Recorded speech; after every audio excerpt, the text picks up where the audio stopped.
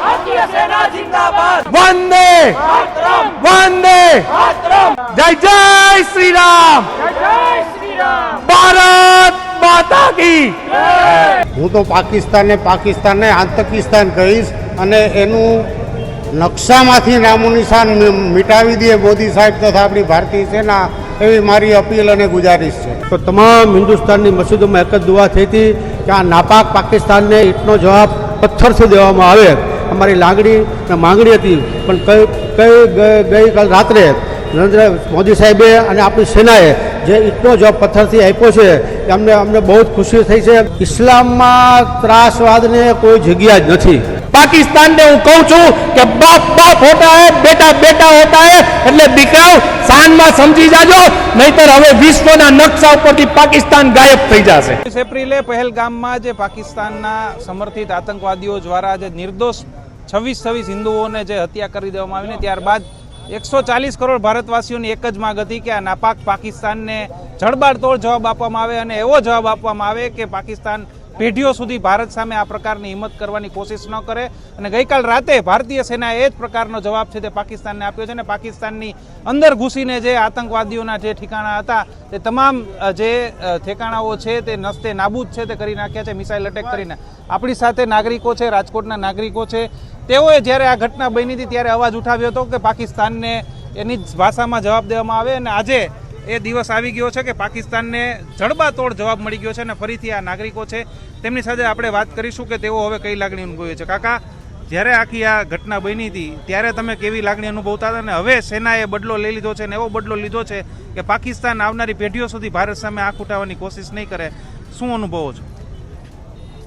આ નાપાક પાકિસ્તાને જે એના મારફત 22 એપ્રિલે પહેલગામમાં જે હુમલો કરેલ એમાં જે નિર્દોષ હિન્દુ ભાઈઓએ જે જીવ ગુમાવેલ એ બદલ અમને અમારી સમાજને, મુસ્લિમ સમાજને બહુ જ દુઃખ થયેલ કે અમારી પાસે એવા કોઈ શબ્દ નથી કે શબ્દોથી અમે એને વર્ણન કરી કે શબ્દનું। અને ત્યાર પછીનો જે જુમ્મો શુક્રવાર કહેવાય ત્યારે બોડી સંખ્યામાં અમે નમાઝ પડવા જતા હોય મસ્જિદમાં, તો તમામ હિન્દુસ્તાનની મસ્જિદોમાં એક જ દુઆ થઈ હતી કે આ નાપાક પાકિસ્તાનને ઈંટનો જવાબ પથ્થરથી દેવામાં આવે। અમારી લાગણી અને માંગણી હતી, પણ ગઈકાલ રાત્રે નરેન્દ્ર મોદી સાહેબે અને આપણી સેનાએ જે ઈંટનો જવાબ પથ્થરથી આપ્યો છે એ અમને બહુ જ ખુશી થઈ છે। અને તમામ ભારતીય, ખાસ અમારે મુસ્લિમ સમાજની મોદી સાહેબ સાથે અને આપણા સૈનિકો સાથે દુઆ છે કે આમાં આગળ વધે અને આને નાપાક પાકિસ્તાનને નેસ નાબૂદ કરે એવી અમારી માંગણી છે। અમે હર હાલમાં તન મન ધનથી સેના સાથે અને મોદી સાહેબ સાથે જ છીએ। ઇસ્લામના નામે આ બધું આવું ત્રાસવાદ છે તે કરવામાં આવે છે। એક સાચા મુસ્લિમ તરીકે, સાચા ઇસ્લામના એક વ્યક્તિ તરીકે કેટલું દુઃખ થાય અને કેવું આ લાગણી અનુભવો જ્યારે ઇસ્લામના નામે આવી પ્રવૃત્તિઓ થાય? ઇસ્લામમાં ત્રાસવાદને કોઈ જગ્યા જ નથી। અમારે કુરાન શરીફમાં આની આયત પણ છે કે એક નિર્દોષ વ્યક્તિનું જ્યારે મૃત્યુ થાય, નિર્દોષ વ્યક્તિનું, ત્યારે આલમનું મૃત્યુ થાય। આલમ એટલે વિશ્વ, એનું મૃત્યુ થાય। જ્યારે તમે એક નિર્દોષ વ્યક્તિને બચાવો તો તમે આલમને બચાવ્યો કહેવાય। એટલે ઇસ્લામ ધર્મમાં કોઈ ક્યાંય ત્રાસવાદીના સ્થાન છે જ નહીં। બિલકુલ કાકા, આપનું શું માનવું છે પાકિસ્તાનને જે રીતે આપણી સેનાએ જવાબ આપ્યો છે? અમને ખૂબ જ ખુશી થઈ છે।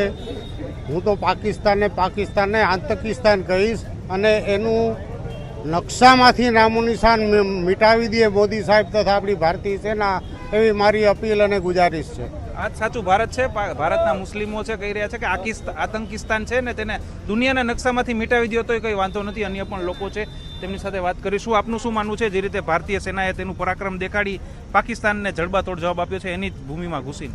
ગત મોડી રાત્રે ભારતીય વાયુસેના દ્વારા જે ઓપરેશન સિંદૂર નામનું એર સ્ટ્રાઇક પાકિસ્તાન ઉપર બોલાવી છે કે સમગ્ર ભારતીયોના સર્વ સમાજની લાગણી અને માગણી હતી કે નાપાક પાકિસ્તાનને તેની હરકતોથી એમને એને સબક શીખવાડવું જોઈએ અને એમના જેટલા આતંકવાદીઓ સંગઠનોના જે હબ હતા એની ઉપર આપણે એર સ્ટ્રાઇક કરી અને તમામનો નાશ કરી દીધો છે। અનેક આતંકવાદીઓનો નાશ થયો, એક ભારતીય તરીકે ગર્વ છે। ભારતીય વાયુસેના અને ભારતીય જે એરફોર્સ છે એમના આત્મસમર્પણ અને એમની તેમના હિંમતને ખરેખર સો સલામ છે। સેનાને સલામ છે। આપનું શું માનવું છે એક યુવાન તરીકે જે રીતે આપણા નિર્દોષ નાગરિકોના મોત થયા, આખા દેશની એક જ માંગ હતી કે આ જ પ્રકારની કોઈ કાર્યવાહી થઈ નહીં, સટીક એવી જ કાર્યવાહી થઈ છે? 100% જોવા જાય તો ગઈકાલે મોડી રાત્રે જે પાકિસ્તાન ઉપર આપણી જે ભારતીય વાયુસેના દ્વારા હુમલો કરવામાં આવ્યો તે સ્પષ્ટપણે કારણ છે કે પહેલગામ ઉપર આપણા ભારતીય યાત્રીઓ ઉપર જે કાયરતાપૂર્વક આતંકવાદી હુમલો કર્યો તેની સામેનો સ્પષ્ટ સંદેશ છે। જ્યાં આપણી ભારતીય વાયુસેનાએ અલગ જે આતંકવાદીઓના ઠેકાણા હતા તેને નિશાન બનાવીને તેનો આતંકવાદી ઠેકાણો નાશ કરીને તે સ્પષ્ટપણે આખા વિશ્વ સમુદાયને સંદેશ આવે છે ભારત એક શાંતિપ્રિય દેશ છે, પણ આતંકવાદની સામે કડક કાર્યવાહી કરશે અને આતંકવાદ સામે કોઈ પણ સહન શક્તિ રાખવામાં નહીં આવે અને કોઈ પણ વસ્તુ સહન કરવામાં નહીં આવે. આપણે વાયુસેનાના યોદ્ધાઓ છે તેને દેખાડી દીધું છે જ્યારે પર દેશ ઉપર સંકટ આવશે ત્યારે સૌ એક મળીને આતંકવાદની સામે મુંહ તોડ જવાબ આપીને ઈટનો જવાબ પથ્થર આપીશું. તે સ્પષ્ટપણે માની શકાય મિશન સિંદૂર એક માત્ર હુમલો નહીં પરંતુ એ ભારતની શક્તિ, આત્મવિશ્વાસ અને આતંકવાદની વિરુદ્ધ જે લડાઈની ઈચ્છા શક્તિ આપણે 100% જોઈ રહ્યા છીએ. બિલકુલ, આપનું શું માનવું છે જે રીતે ભારતીય સેનાએ જડબાતોડ જવાબ અડધી રાતે આપ્યો છે, પાકિસ્તાનના 9 મોટા જે આતંકી ઠિકાના હતા તેને ખતમ કરી દીધા છે? ગઈકાલે રાત્રે આપણી ભારતીય સેનાએ ખૂબ જ બહાદુરીભર્યું કામ કર્યું છે, તેના માટે ખૂબ ખૂબ અભિનંદન. અને મારો એક જ સંદેશો છે, દેશના ખૂણે કોઈ બી આતંકવાદી હોય કે જે ભારત ઉપર નજર ટાળીને બેઠું હોય તો એને એક જ સંદેશો છે કે તમે ચેતી જાજો અને પાછા વળી જાજો. બાકી ભારત હવે ચૂપ બેસવાનું નથી અને ભારત આતંકવાદનો જવાબ ખૂબ જ સારી રીતે ગઈકાલે તમે જોઈ લીધું કઈ રીતે આપી શકે છે અને હજી બી આપતું રહેશે. બિલકુલ, સરકારની જે નિર્ણય શક્તિ છે એના માટે આપ શું કહેશો?